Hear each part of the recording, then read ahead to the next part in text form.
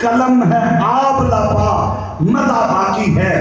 ورق تمام ہوا مدح باقی ہے، تمام عمر لکھا مدح باقی ہے۔ وہ کہنے والوں نے کہا الفضل ما شہدت بہ الاعداء، فضیلت وہ ہوتی ہے جس کی دشمن بھی گواہی دے، دشمن بھی جس کا اعتراف کرے۔ ایک ہندو شاعر ہیں،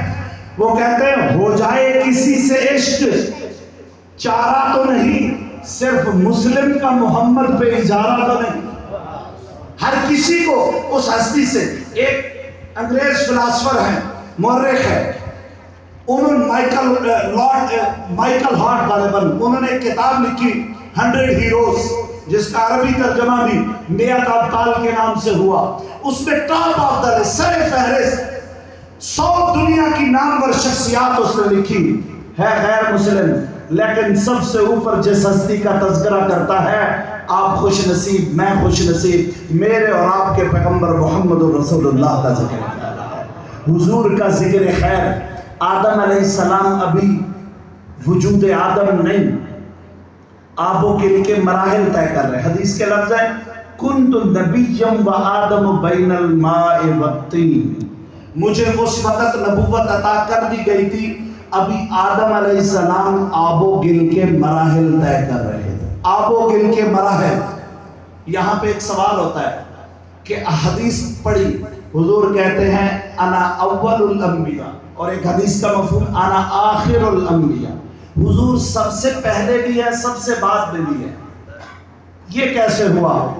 جب بھی کوئی مسئلہ کہیں سمجھ نہ آئے، آنکھیں بند کیجئے، اکابر علماء دیوبند کے دروازے پہ آئیے۔ قاسم العلوم والخیرات حجت الاسلام مولانا قاسم نانوتوی رحمہ اللہ فرماتے ہیں کہ یہ بات بالکل اسی طرح ہے جس طرح کوئی ریاضیات کا طالب علم دائرہ لگانے لگتا ہے، مرکز پہلے طے کرتا ہے پھر پرکار گھماتا ہے، مرکز طے نہ ہو دائرہ نہیں بنتا، مرکز پہلے طے ہوگا پھر پرکار چلے گی۔ دائرہ بننا شروع ہوتا ہے، پرکار ہوتی ہے، مرکز دکھائی نہیں دیتا، وجود آ چکا ہوتا ہے، دکھائی نہیں دیتا۔ حضور کو نبوت عطا کر دی گئی تھی، لیکن انبیاء آتے گئے، جب سارے نبی آ گئے پھر آخر میں میرے نبی آئے، حضور کو نبوت پہلے عطا کی گئی۔ ظہور نبوت یا بعثت نبوت یہ آخری زمانہ میں جا کر ہوا، اور پھر حدیث ہے، میں نے شروع میں خطبہ میں حدیث پڑھی،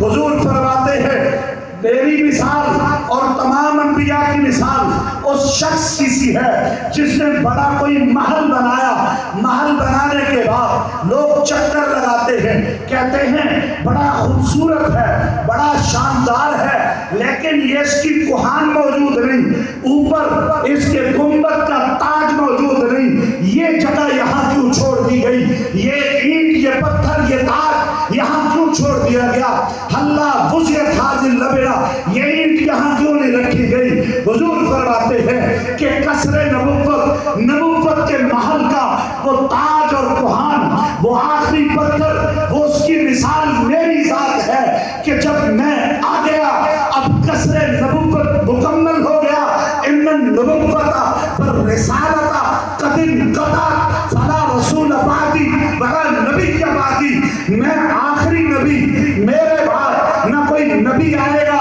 نہ کوئی رسول آئے گا۔ حضور فرماتے ہیں میں اول الانبیاء بھی ہوں، میں آخر الانبیاء بھی ہوں۔ کائنات صدقہ میرے نبی کا، نبیوں کی نبوت صدقہ میرے نبی کا، آدم علیہ السلام کی خلقت نبوت یہ بھی میرے پیغمبر کا صدقہ۔ آدم علیہ السلام فرماتے ہیں میں جنت میں تھا، میں نے جنت کے درختوں کے پتوں پہ دیکھا کہ ایک طرف لا الہ الا اللہ لکھا تھا تو دوسری طرف محمد رسول اللہ۔ جب دنیا میں تشریف لائے اللہ کی مشیت ایزی آنا مقرر ٹھہرا، اللہ کی جناب میں توبہ استغفار کے کلمے کہے،